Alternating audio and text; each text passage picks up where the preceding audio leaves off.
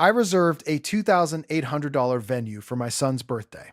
When we arrived, the banner read, "Happy 8th Lily, my girlfriend's daughter." She shrugged. "He can have it next year." She really wanted this one. My son whispered, "It's okay, Dad." I walked out without a word and canceled every future payment. By midnight, the entire group chat exploded. My name is Alan. I'm a graphic designer, and I spent $2,800 on my son's birthday because I wanted to give him one perfect day. Just one. After the divorce, I had promised myself that no matter how messy life got, no matter how tired I was, no matter how many deadlines piled up on my laptop at 2 in the morning, my son would always know one thing for certain. He came first. That was why I booked the venue. That was why I spent hours designing custom invitations after work, making little science-themed graphics with beakers, rockets, and cartoon explosions. Because my son, Noah, had gone through a phase where he wanted to be an inventor who makes volcanoes and robots. That was why I paid extra for the private event package, the themed dessert table, the party host, the games, the decorations, all of it. I wanted him to walk into that room and feel like the entire world had been built just for him. For one afternoon, I wanted him to feel celebrated. Instead, the second we walked through the doors, I saw a giant banner hanging over the dessert table. Pink and gold, covered in glitter. And in giant letters, it said, "Happy 8th, Lily." I stopped so suddenly that Noah nearly bumped into my side. The room was already full. Kids were laughing. Balloons floated in pink clusters from the ceiling.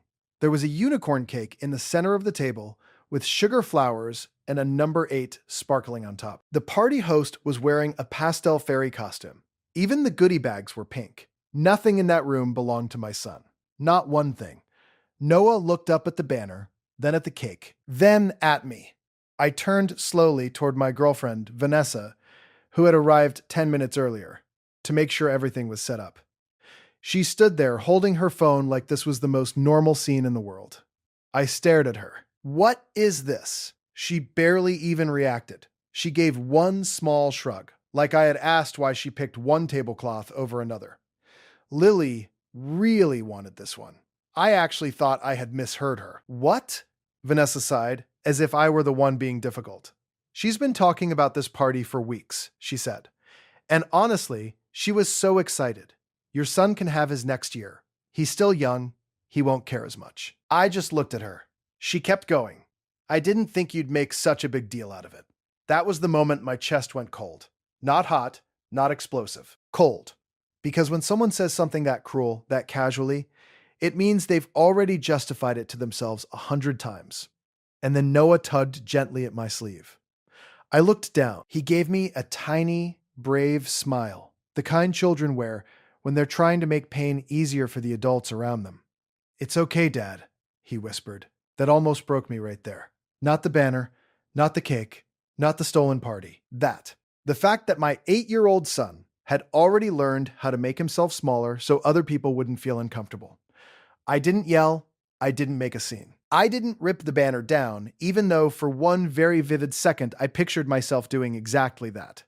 I just bent down to Noah's level and said, "Come on, buddy." He blinked. "We're leaving?" "Yes." Vanessa let out a sharp laugh. "Oh my God, Alan, seriously? Don't be dramatic." I stood up slowly and looked at her. I think she expected me to argue. Maybe she expected me to stay because guests were already there. Maybe she thought embarrassment would keep me obedient.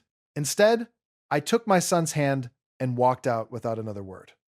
Behind me, I heard her call after me. "Alan, are you kidding me right now?" I kept walking. Noah didn't say anything until we were in the car. I buckled him in, shut the door, got into the driver's seat, and just sat there with both hands gripping the steering wheel so hard my fingers hurt. I could feel him looking at me. Then he asked, in the smallest voice, "Did I do something wrong?" I turned so fast, I almost pulled a muscle. "No, nobody. Absolutely not." He looked down at his sneakers. "Then why was my name not there?" There are questions from children that tear through you because they are so simple and so honest that there's nowhere to hide. I swallowed. Because an adult made a selfish decision, I said carefully, and that was not your fault. He nodded once, but I could tell he was still trying to process it. Then he asked, "Can we still do something?" That was when I forced myself to breathe. "Yeah," I said. "We can do whatever you want." He thought about it for a second. "Pizza?" I laughed, but it came out rough. "Pizza sounds perfect. And the arcade?" "Absolutely. And can it just be us, that one hit harder than everything else?" "Yeah," I said quietly. "Just us." So that's what we did. We went to a little pizza place across town with sticky tables and neon signs in the windows. We ordered too much food. Noah played arcade racing games and beat me twice. I let him pick the music in the car. Later, we got milkshakes and sat in the parking lot while he told me, in very serious detail, how he would design his own invention lab someday, and how maybe next year he didn't want a big party anyway, unless it was actually mine. That sentence lodged itself in my chest like glass. Unless it was actually mine. Kids notice everything. Everything. And sitting there watching my son try to be cheerful after having his birthday stolen, I started replaying the last year with Vanessa in a way I should have done months earlier. Because this had not come out of nowhere. It only felt sudden because I had been ignoring the pattern. I met Vanessa about a year and a half after my divorce. She was charming in that practiced, effortless way that makes you feel chosen. She had a daughter, Lily, who was a year older than Noah, and at first I thought we understood each other. Single parents, busy schedules, juggling work, school events, bills, exhaustion. I build brand identities, social media campaigns, packaging concepts. My life is color palettes, client notes, invoices, midnight revisions. It's creative work, but it's also constant pressure. The kind where, even when you're sitting on the couch, part of your brain is still adjusting a layout. Vanessa used to tell me I worked too hard. Then she got used to what that hard work paid for. It happened gradually. At first, it was small things. Covering dinner because her paycheck was late. Picking up school supplies for Lily because Vanessa completely forgot. Paying for movie tickets. Then weekend outings. Then new shoes because Lily had outgrown hers. And it would be cruel to make her wait. Then there were the phrases. "You're better with money than I am. You know how hard it is doing this alone. You're so generous." And the most effective one of all, "It's not for me, it's for Lily." People can justify almost any manipulation if they hide behind a child. I never minded helping. What I minded, though I didn't admit it at first, was that help slowly became expectation. And expectation turned into entitlement. Noah noticed it before I did. If I brought both kids a treat, Lily chose first. If we planned an outing, it got adjusted around Lily's preferences. If Noah got excited about something, Vanessa would smile politely and then redirect the attention. If Lily wanted something Noah had, Vanessa's answer was always some version of, "Come on, be nice, let her have it." Once, I bought Noah a limited edition robot set he'd been saving up for with core money. He was ecstatic. Lily saw it, pouted, and within 10 minutes, Vanessa was saying, "Maybe they can share." Share. That word became a weapon in our house. Share your snacks, share your time, share your dad, share your birthday, apparently. Whenever I pushed back, Vanessa had a way of making me feel cruel for doing it. "She's just a little girl. You're treating them differently. If we're going to be a family, you need to think bigger than just your son." That last line should have stopped me cold the first time I heard it. Because my son was not some narrow concern I needed to grow beyond. He was my responsibility, my priority. And somewhere along the line, Vanessa had started acting like that was a flaw. About 3 months before the party, I had my first real warning that something deeper was wrong. I was in the home office finishing a branding mock-up for a restaurant client when I overheard Vanessa talking on speakerphone in the kitchen. She didn't know I was home early. I wasn't trying to listen, but her voice carried. "I'm telling you," she said, laughing, "Alan will pay for it. He always does." A pause. Then she said, "No. He doesn't like being pushed directly. You just have to make it sound like it's for the kids." I remember freezing with my hands still on the mouse. Then came the line I couldn't forget. "He loves acting like some kind of hero. Honestly, it makes it easy." My face went hot. I walked into the kitchen, and she turned so fast, her whole expression changed. Warm, innocent, surprised. "Oh, hey," she said. "You're back early." I should have confronted her. Instead, I let her kiss my cheek and tell me I looked tired. That's the thing about red flags when you're emotionally invested. You don't ignore them because you don't see them. You ignore them because seeing them would force a decision you're not ready to make. Then came the issue of the party. Noah had been talking about it for months. He wanted a science theme, hands-on experiments, slime stations, smoke effects, all of it. I loved the idea. I designed custom digital invitations with little metallic textures and warning label graphics that said things like, "Authorized inventors only." When I showed Vanessa, she made a face. "It's kind of plain. It's a science party. Lily would hate this." I looked up from the screen. "It's not for Lily." She laughed like I was joking. That should have been enough. But then, 2 weeks before the party, she brought it up again while we were cleaning after dinner. "What if we made it more inclusive?" "What does that mean?" She rinsed a glass and said, "Just maybe some parts of it could feel special for Lily too, so she doesn't feel left out. It's Noah's birthday. I know, but if we're blending families, we should be thoughtful." I dried my hands and turned to face her. Thoughtful doesn't mean turning his birthday into her event. Her jaw tightened instantly. "You always make everything sound so harsh. And you keep acting like my son has to give things up so your daughter can feel centered." That started an argument that lasted nearly an hour. In the end, she cried. Not because she was hurt. I know that now, because tears had always worked. She said I didn't understand what it was like for Lily to feel insecure. She said I was creating division. She said she was only trying to make both children feel loved. And because I was tired, because I hated conflict, because I wanted peace more than clarity, I let it go.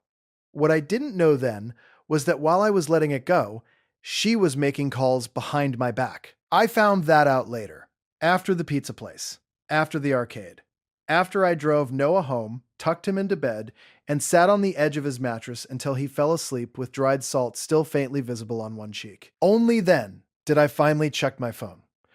I had 37 unread messages, 12 missed calls, and one group chat, Vanessa's family chat, where I had been added months earlier, was in absolute chaos. Vanessa. Unbelievable. Vanessa's sister, Alan. How could you embarrass Lily like that? Vanessa's mom. You abandoned a room full of children. Vanessa. You ruined her birthday and traumatized both kids. Hope you're happy. I stared at the screen. Her birthday. Not the party. Not a misunderstanding. Her birthday. She wasn't even hiding it anymore. Then more messages came in. Vanessa's aunt.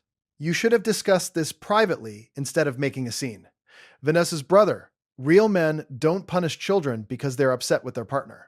That one actually made me laugh out loud. A short, humorless sound in my dark kitchen. Because that was the trick, wasn't it? Take the thing that had been done to my child and rewrite the story until I became the villain for reacting to it.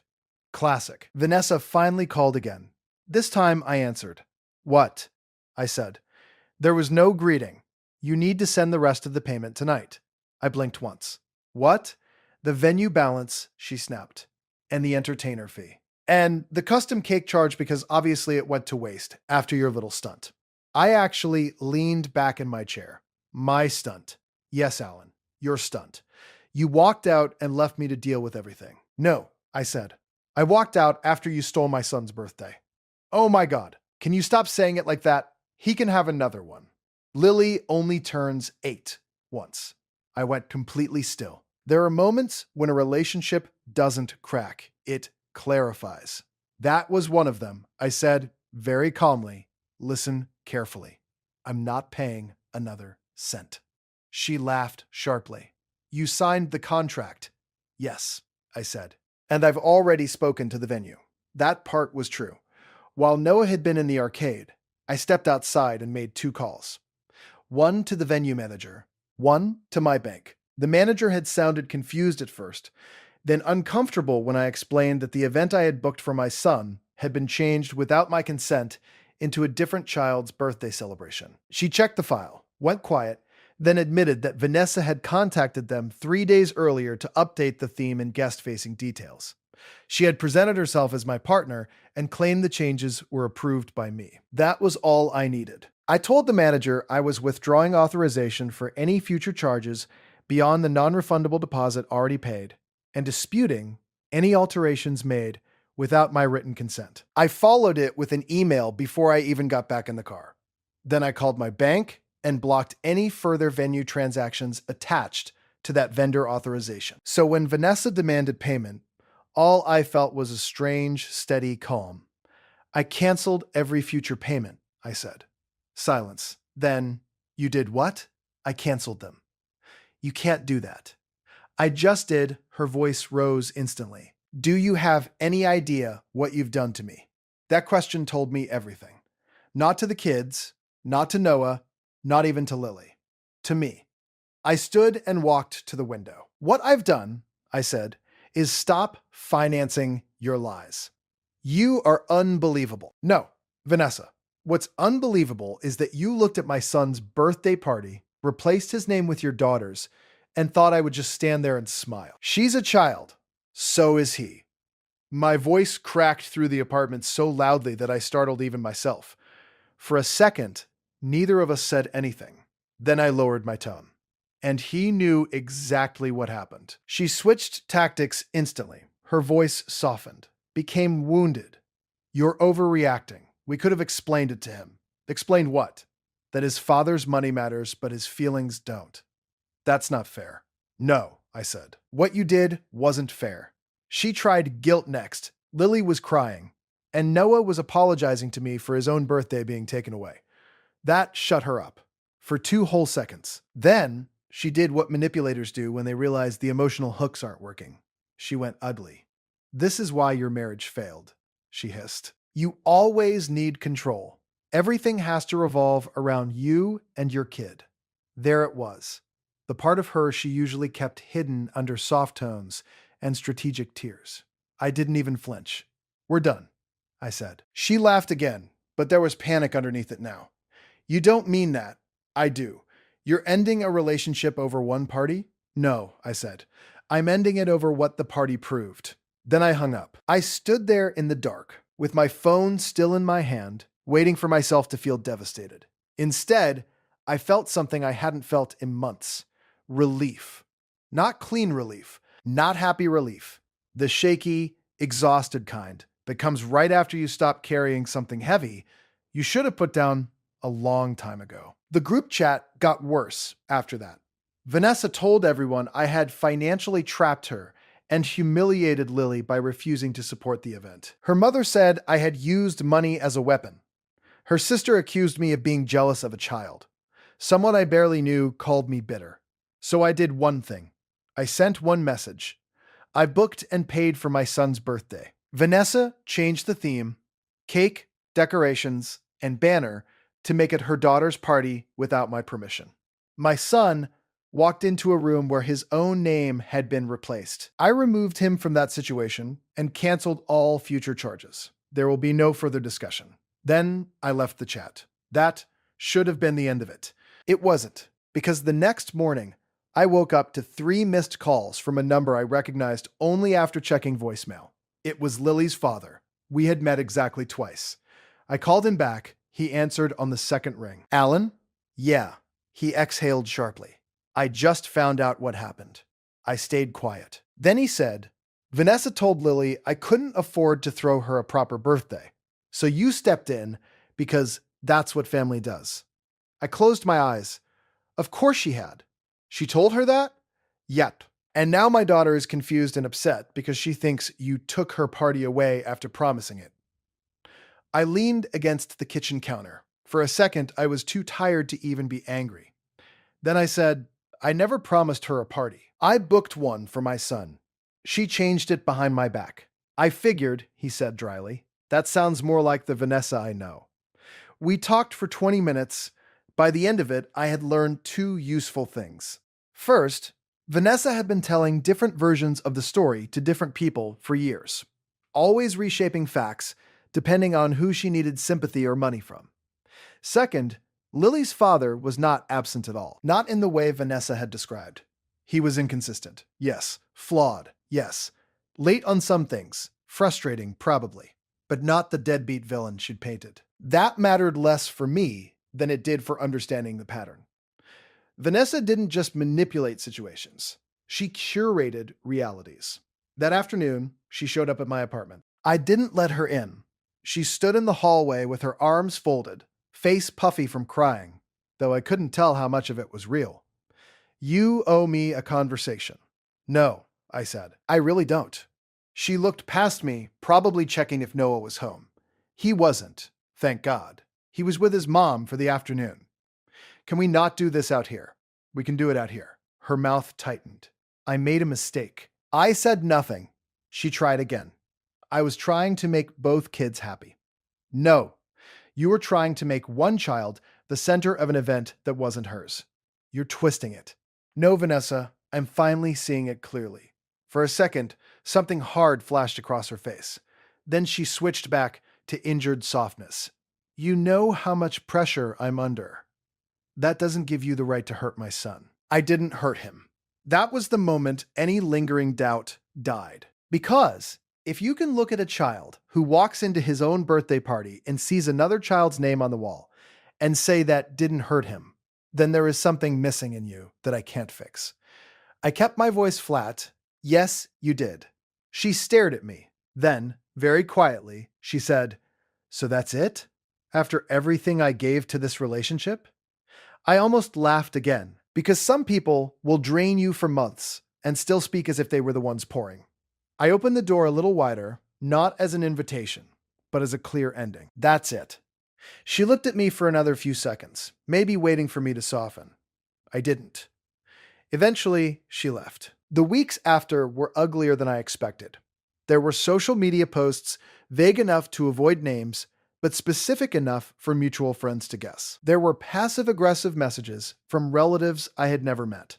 One of Vanessa's friends sent me a paragraph about emotional immaturity and male fragility. I blocked her without reading past the second line. But something surprising happened too.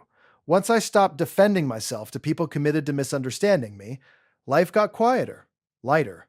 I slept better. I worked better. I laughed more with Noah because I wasn't constantly splitting my attention between fatherhood and damage control. And Noah changed too. Not overnight, but steadily. He stopped asking whether Lily would be there every time I planned something fun. He stopped checking other people's reactions before getting excited. He started making requests again. Real ones, without apology. One evening about a month later, we were ordering takeout when he said, "Can my next birthday just be with people who actually like me?" I went still. Then I said, "Yeah, buddy, it absolutely can."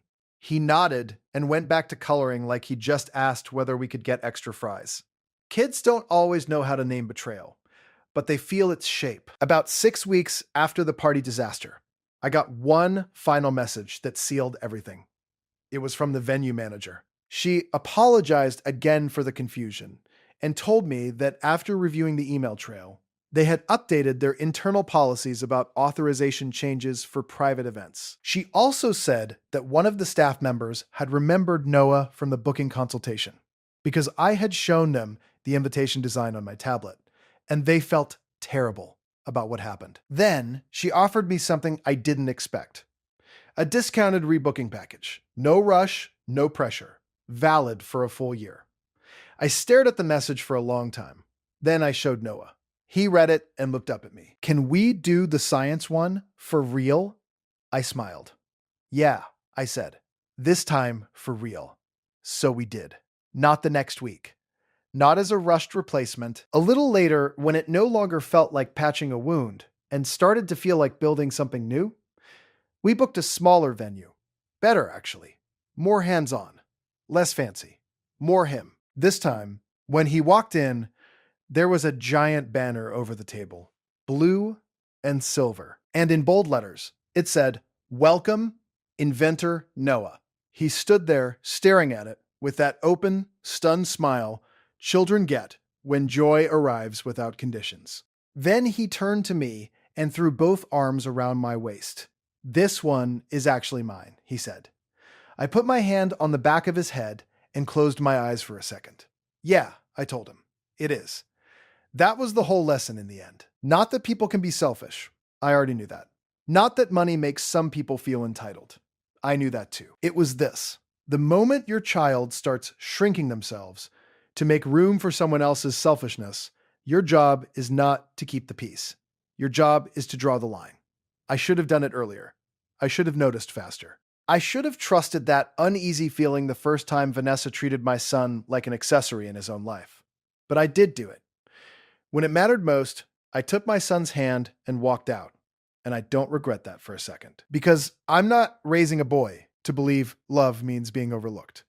I'm not teaching him that generosity means surrender. And I will never again bankroll anyone who mistakes my kindness for permission. My name is Alan. I'm a graphic designer. I know how to build beautiful things from nothing. And after that night, I finally understood that includes a life where my son never has to whisper, "It's okay," when it clearly isn't.